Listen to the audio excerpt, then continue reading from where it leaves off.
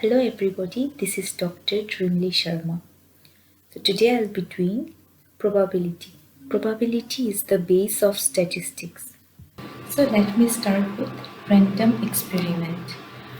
So consider a coin tossing experiment. A coin is tossed once. So what you may expect to cut? You may expect either a head or a tail.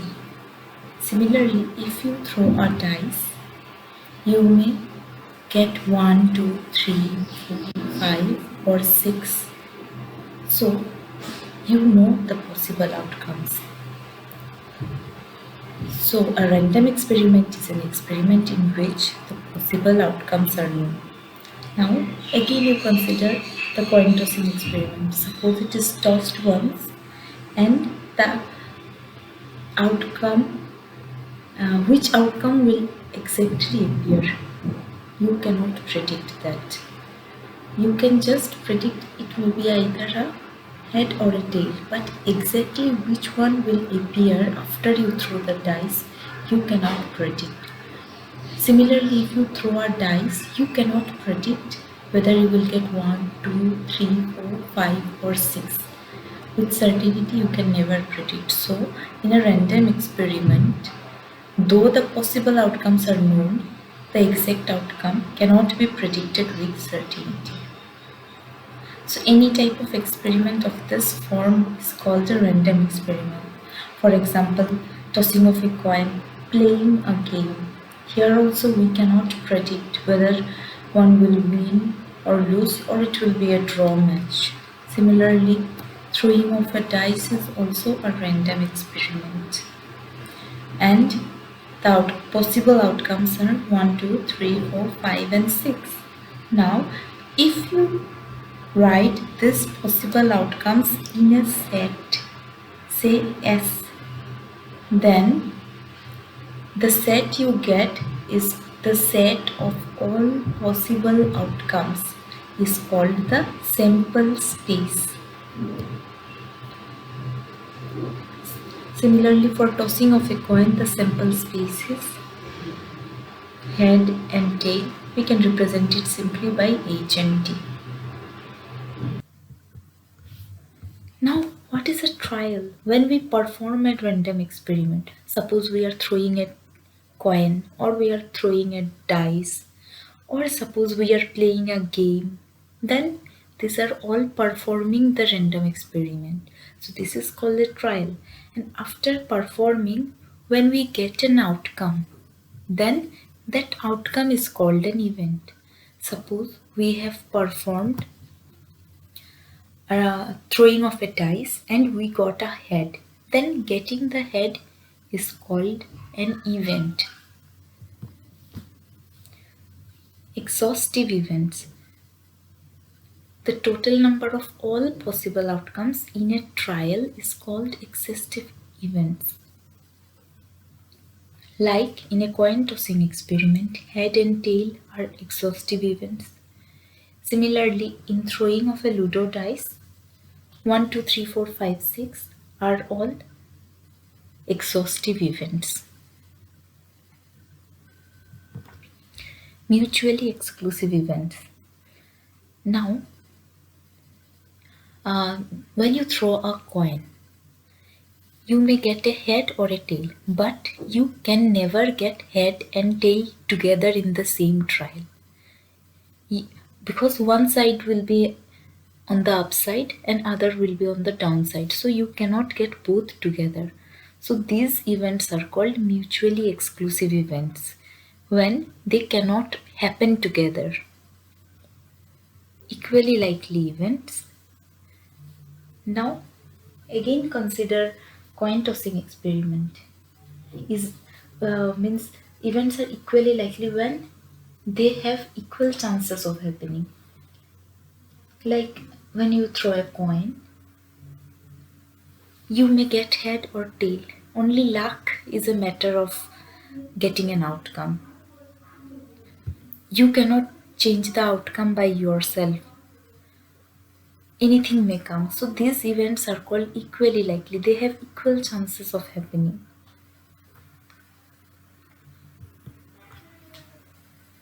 Now let us come to the classical or mathematical definition of probability. You consider a random experiment which has n exhaustive cases, and these n exhaustive cases means n total cases, and these n cases are mutually exclusive and are equally likely, means all are equally probable. They all have equal chances of happening, and out of these n cases, m cases are favorable to the occurrence of an event A. Then the probability of happening of the event A is given by PA, is the number of favorable cases to that event by total number of possible cases. So the number of favorable cases is m and the total number of possible cases is n. Let us see an example. Suppose you have tossed a coin once.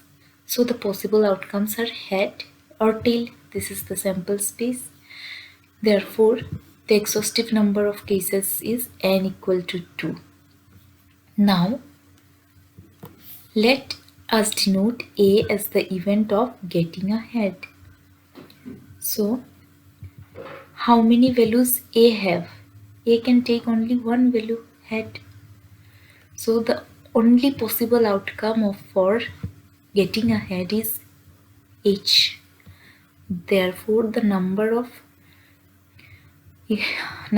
favorable events are m equal to 1. So the probability of getting a head is m by n equal to half. Similarly, let us consider throwing of a dice.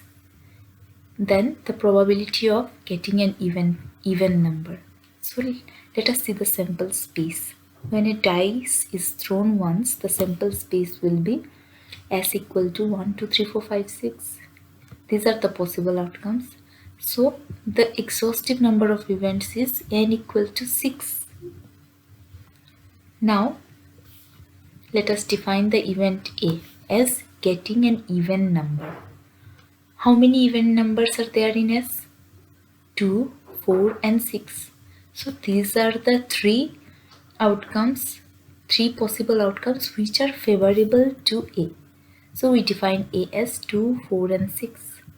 Therefore, m is equal number of favorable outcome, m is equal to 3. Therefore, probability of getting an even number, that is P of A equal to 3 by 6 equal to half. Similarly, consider another example. Two coins are tossed simultaneously and we are to find the probability of getting at least one head. Now when two coins are tossed simultaneously, what are the possible outcomes? It may be the first is showing a head, the second is showing a head, HH. First is showing a head, second is showing a tail. First is showing a tail, second is showing a head. First is showing a tail, second is also showing a tail. So there are 4 possible outcomes. That is, the exhaustive number of cases is n equal to 4. Now out of this 4, how many has at least one head? This has at least one head. This has at least one head. And this also has at least one head. There are 2 heads, means at least one is there. At least one means minimum one head. So let us define A as getting at least one head. Then A can have these possible values.